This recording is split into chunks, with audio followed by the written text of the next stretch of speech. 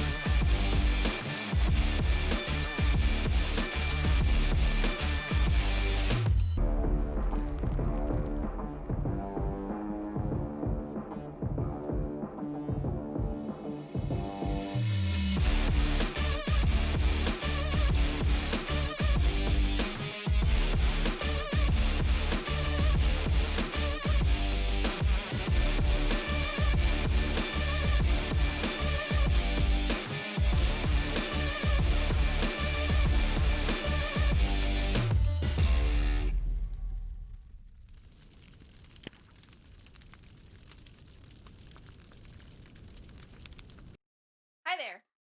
Bet you were expecting these two instead of us, right? Well, we thought we'd make this video in person. If you'd like to make your own awesome avatar like those, Funko dedicated a part of their website just for that. Link in the description. If you're watching this in 2020, you know the second video was created in June, and it's now December. First, thanks for watching both of those and these. Second, we have been fairly busy and haven't had the chance to get back to it. But here we are, and we're excited to share this video with all of you. And really awesome news, Inspiring Philosophy himself, whose name is actually Michael Jones, but not the one married to Lindsay. So you're lost, dude, has actually watched our first two videos. So thank you for that. And he also wrote a blog post about it and said that he'll make a blog post if we have others as well. And so we're excited to read those. And more on the blog posts later and link in the description as well. Now, he did point out that we missed in our second video a point that he had made. And that is correct. And apologies for that. It was something that we had spoken about and even something that I thought I had written about, or maybe I actually had written about. But for whatever reason, we left it out of the video. And so, what we're going to do later in this video is talk about what we missed in that video. And so, for this video, we're talking about this one. And then we're going to talk about the previous video after we get done talking about this video. On to the video.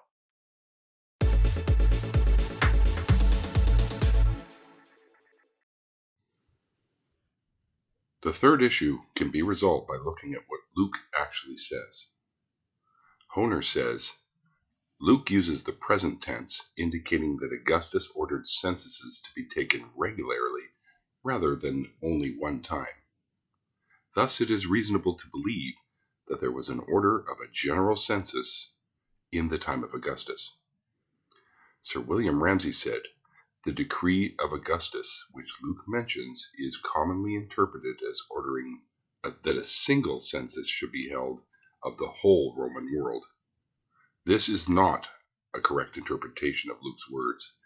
He uses the present tense, and he means that Augustus ordered enrollments to be regularly taken according to the strict and proper usage of the present tense.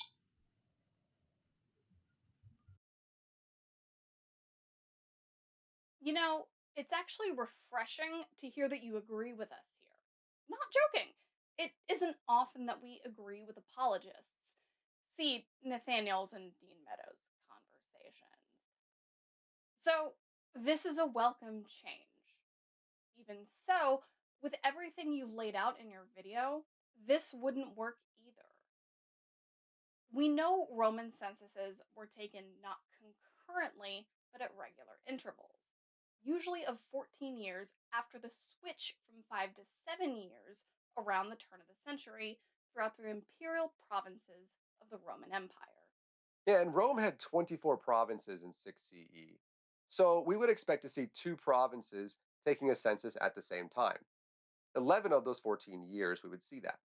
That's the historical part. And we all know that inspiring philosophy cares about history. In the account that he gives us, though, he would have us to believe that the descendants of David would have been traveling to Bethlehem, tiny Bethlehem. Seriously, it's like 300 people at that point, every single year from across the Roman Empire. In most years, they would be traveling from multiple provinces to Bethlehem. Now, most of them would live somewhere in or around Palestine, sure. But is it that far fetched to say that some likely lived in one of the two Germania provinces? Now, that's a long trek, and again, Jerusalem didn't, and thus Bethlehem definitely didn't, have the infrastructure or available space to allow for such a constant migration. Although that would make sense that they wouldn't have room for an inn. I see what you did there. Well, that doesn't work here either because that's only in the book of Matthew. Okay, good point. I do enjoy Thanks. that. I wrote that one just for you. I like it. All right. Thank you. This fanciful idea would never take off because, as we just said, even in this mathematically impossible scenario apologist fever dream, no Jews would have gone to Jerusalem for any kind of census until at least 6 CE, because Herod's kingdom was a client state to that point. What's more, even on or after 6 CE, at least until 93, Galilee remained a client state. As mentioned, Augustus approved Herod's last will and testament and split his kingdom into a tetrarchy, with Archelaus as the ethnarch in the south, while his brothers Antipas and Philip tetrarchs to the north and east of Idumea, respectively. Any imperial census would not have applied to those living in the client states, meaning Joseph of Nazareth wouldn't have participated. So, we agree. There was no empire wide census in 6 CE. But even staggered censuses wouldn't work in his model that he tries to defend. Yeah, at all. And of course, Joseph not being required, regardless, to go anywhere in 6 CE really just kind of invalidates everything. That's the end of a video for like that's what it is. That's the end of the argument. But as it turns out, that's not the end of anything that we have to talk about here. So, in Luke's gospel and in the book of Acts, there are multiple occasions where the author says the whole world. Now, the first one is in Luke, of course, chapter 2, where he talks about the census that took place over the whole world. The next one is in Acts. In Acts 11:28, he uses the same word when referencing an upcoming famine, which will be over all the world, when no such worldwide or even Roman Empire wide famine would occur. Further, in Acts 17, Luke writes about jealous Jews forming a mob, saying Paul and Silas were men who caused trouble all over the world and had then visited Thessalonica. As chapter 17 ends, we read about Paul visiting Athens and speaking with the Epicurean and Stoic philosophers. In verse 31, he says, "For he has set a day when he will judge the whole world with justice." It's the same word as in Luke 2, and both words are translated as inhabited world. Does this mean God is only going to judge the Roman Empire? After all, Gentiles, which in a Roman word appearing in the Greek New Testament means anyone who is not a Jew, just something to think about. And finally, a quotation. Although universal registrations of Roman citizens are attested in 28 BCE, 8 BCE, and 14 CE, and enrollments in individual provinces of those who are not Roman citizens are also attested, such a universal census of the Roman world under Caesar Augustus is unknown outside the New Testament. And that quotation comes to us from the New American Bible footnotes for Luke chapter 2, verses 1 and 2. We're back. We promised we'd cover what we missed accidentally in the previous episode, so we're doing that now. Josephus also tells us the people of Herod's domain swore allegiance to Herod and Augustus, which leads us to the conclusion Rome had a greater involvement in Herod's kingdom, and it was not so autonomous. Now, this does seem like a really good point, but we always know that we want to take a look at the text, the entire text, and nothing but the text, to ensure we aren't missing anything. As noted, this comes from Josephus's Antiquities of the Jews, Book 17, 2.4. Antipater was kind of a dick, concealing all this awful shit from his dad and lying to him and stuff. People feared Antipater, not just because of his power and authority, but also because of the aforementioned dickery. His main friend was a dude called Pheroras, who was always surrounded by his wife, his mom, his wife's mom, and his wife's sister, who also considered him a friend as well. Realistically, they didn't disagree on anything important. Now, Salome, Herod's sister, was basically like, what the hell? You're just friends to do some awful shit to my brother, and I've got to tell him about it. So they kind of had to hide their friendship and pretend to hate each other and be dicks to each other, while Herod was either aware of what was going on or someone who would tell Herod was aware of what was going on. They were actually kind of super bros. Nice. Yeah, super bros. They were really, really bad at hiding it from Salome, though, who knew about Antipater and Pheroras from the get-go, as well as knowing all of the shit that they did in secret. She went to Herod one day and was like, look, if they weren't in it to sabotage you, they'd be super open about it. But they're being all shady and pretending they hate each other, even though they're, like, best buddies. And Herod was like, yeah, okay, I got you, but you're kinda sus too, sis. Because, she was a wicked shit talker. She really was, and you can reference our previous video about her. Uh, but here's the thing. There was a certain sect of Jews who thought really highly of themselves, saying they were God's favorites. And Pheroras's groupies that surrounded him were like, let's just say, super fond of these super sexy saints. They were, of course, the Pharisees. Hi there, Jesus and Paul. Can't wait to hear about that. And they did not like kings at all, if you remember Jesus saying anything about the kings. Who, I don't know, maybe the first or the second kings. Who knows? They were super cunning and eventually escalated to openly fighting with and being dicks to said kings. So when the Jews pledged loyalty to Caesar and to the king, Herod, government, the Pharisees didn't join them. Herod imposed a fine on the Pharisees for their lack of swearing to the king. Also, how dare you not swear? Which Pheroras' wife paid. See? Told you the ladies had a thing for those heavenly hunks of Hanukkah. To return the favor, the Pharisees told her that God had decreed that Herod's government would fall, and none of his sons would be able to save it, and that it would go to her and to Ferrarius, and their children. Well, Salome found out and told Herod, because of course she did, who had the Pharisees fucking murdered, and as well as Bagoas the eunuch, who the Pharisees had told to become the king and would have a family because, you know, like that's somehow possible when you're a eunuch. Anyways, and they also had Charis, who was super handsome. It literally is included in the writing that he was really good looking.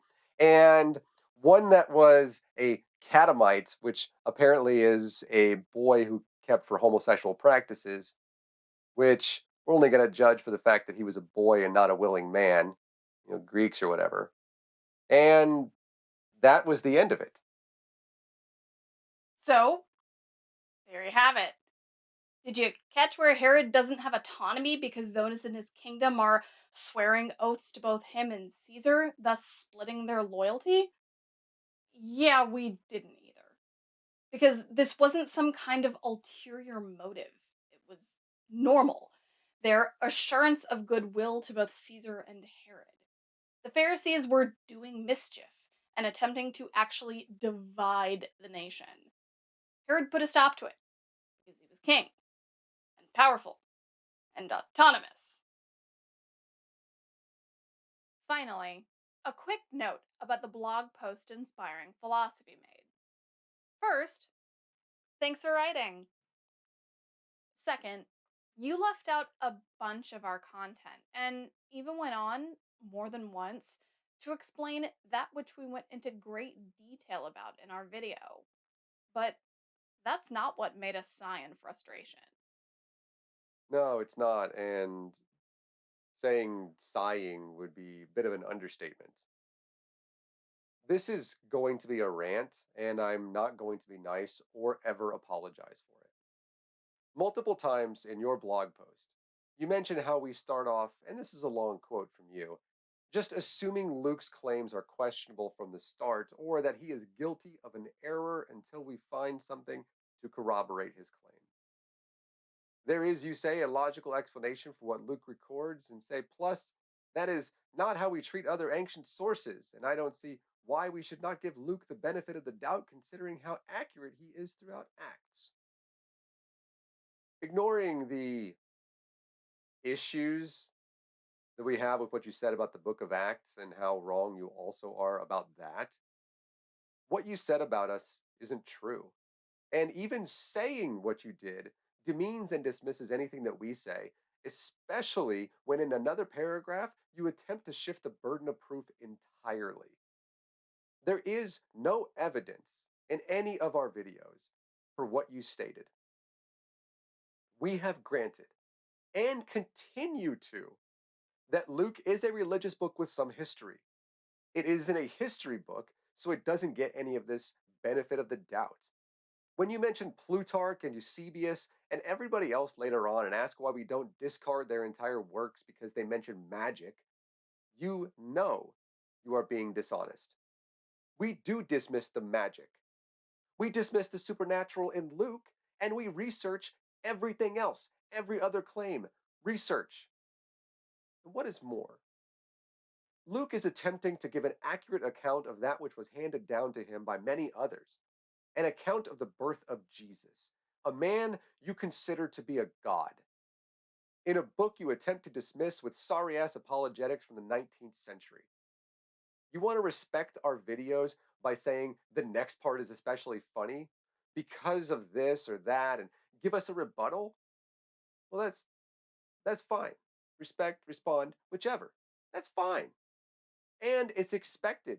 We would actually appreciate if somebody would respond to our videos. You were correct when you said we approach this undertaking with respect and an attitude that we would not attack you, but rather the video you created. And that is what we did. But for you to state more than a few times that we were dismissing Luke simply because it's in the Bible? Nah, man. We use evidence, something you know you do not have. Come up with better responses for those who tear your pathetic videos to shreds. And we only have one thing left to say to you. like and subscribe.